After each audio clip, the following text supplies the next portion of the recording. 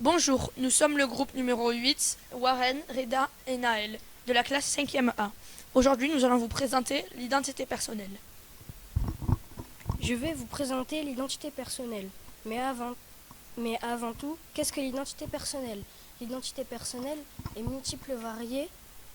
Cependant, comme l'identité légale reste unique et particulière à chaque individu, la famille, les amis, les milieux sociaux où l'on vit, l'école, les loisirs et la culture où cela représente l'identité personnelle, il y a une autre type d'identité.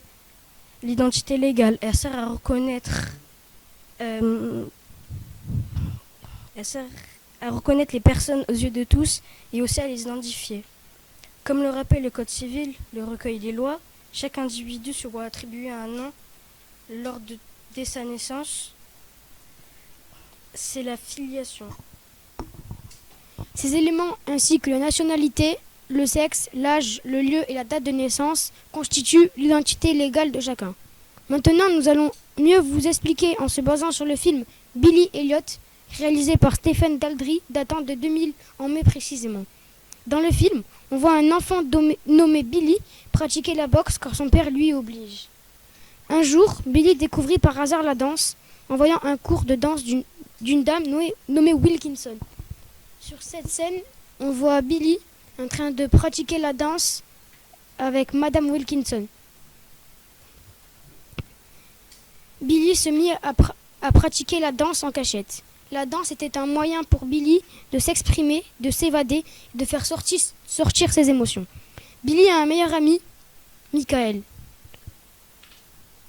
Michael, qui est le confident de son secret. Merci.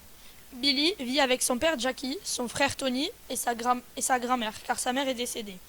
Un jour, Jackie découvra que Billy pratiquait la danse, et il se mit très en colère, en disant des stéréotypes comme la danse est pour les filles et que les garçons doivent faire du football ou de la boxe. À ce moment-là du film, on voit bien que Billy subit de la discrimination auprès de son père. Dans la discussion de Billy et de son père, Billy se révolte contre son père en lui disant qu'il aime la danse et qu'il veut en faire, et que si son père lui l'a empêché, il continuera à en faire en cachette, et que la danse n'est pas que pour les filles et que les garçons aussi peuvent en faire. Quand Billy exprime ses émotions comme la joie ou le stress, Billy se met à danser brutalement pour évacuer la colère et le stress. Il exprime sa joie en dansant. Quand il marche dans la rue, on voit très bien qu'il est heureux de danser. Billy a un espoir de devenir danseur professionnel. Billy réussit à imposer ses idées à son père et Jackie céda et l'inscrit à un concours de danse.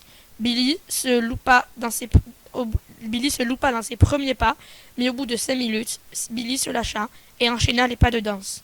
Les jurys, trouvant joli le style de danse de Billy, l'acceptèrent dans l'école de danse. Et Billy fut carrière dans la danse en devenant un grand danseur professionnel, en dansant à l'Opéra de Londres. Pour conclure, ce film met en évidence des stéréotypes au genre. Nous trouvons que la réaction de Jackie est excessive. Nous ne devrions pas choisir nos activités en fonction de notre genre, de notre sexe, mais en fonction de ce que nous aimons. Sur une carte d'identité, on peut être du genre masculin ou féminin. Mais au fond de nous, on peut être le genre que l'on souhaite. Merci de nous avoir écoutés. C'était un oral de Warren, Reda et Naël.